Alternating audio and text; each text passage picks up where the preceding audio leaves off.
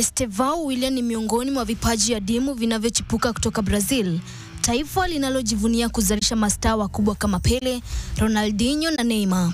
Akiwa na umri wa miaka 18 pekee, tayari jina lake limeanza kuvuma katika viwanja vya soka duniani.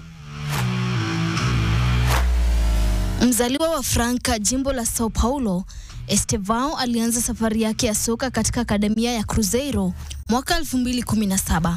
Mwaka mmoja baadaye, akiwa na umri wa miaka 10, historia ikaandikwa aliposaini mkataba wa kitaaluma na kampuni ya Nike na kuwa mchezaji mdogo zaidi nchini Brazil kusaini na kampuni hiyo, akivunja rekodi iliyokuwa ikishikiliwa na nyota wa Real Madrid Rodrigo. Safari yake ilichukua mkondo mpya alipohamia akademia ya Palmeiras mwaka 2021. Na hapo ndipo kipaji chake kilipoanza kung'aa zaidi, akiongoza timu za vijana kutoa mataji kadhaa ya kitaifa, likiwemo Copa do Brasil kwa walio chini ya miaka 17. Fainali ya mwaka 2023 ilimpa umaarufu mkubwa baada ya kufunga mabao matatu dhidi ya Sao Paulo na kusaidia timu yake kushinda kwa mabao 3-0 na kutoa taji hilo kwa mara ya pili mfululizo. Desemba mwaka 2023, akiwa na umri wa miaka 16, alicheza mechi yake ya kwanza katika kikosi cha wakubwa cha Palmeiras dhidi ya Cruzeiro. Kipaji chake kilivutia klabu kadhaa barani Ulaya, lakini ni klabu ya Chelsea ya Uingereza iliyofanikiwa kumnasa. Klabu hiyo ilitangaza rasmi kumsajili mnamo Juni mwaka 2024, siku ya kuzaliwa kwake, akifikisha miaka 18, kwa dau linalokadiriwa kufikia euro milioni 34, likiambatana na nyongeza ya hadi milioni 23 kulingana na mafanikio yake.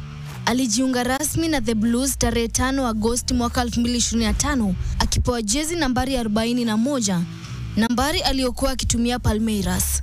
Hapo ndipo akawa mchezaji wa 4 mdogo zaidi katika klabu hiyo.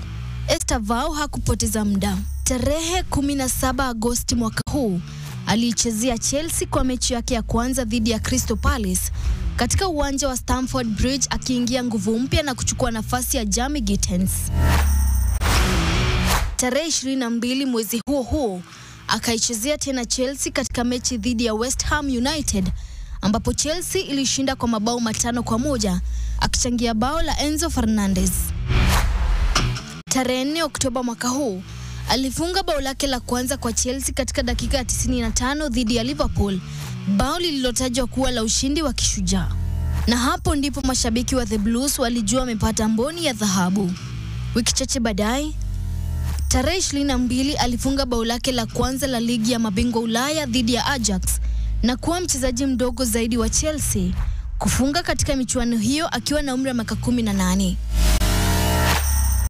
Kwa mtindo wake wa kucheza, mashabiki wengi wameanza kumlinganisha na Lionel Messi na Neymar, wachezaji anaowaheshimu na waliomtia moyo tangu akiwa mtoto. Ni mwepesi, mwerevu na ana uwezo mkubwa wa kufanya maamuzi sahihi uwanjani, sifa ambazo zimekuwa zikimfanya aitwe kwa jina lake la utani Messinho, kwa heshima ya Messi.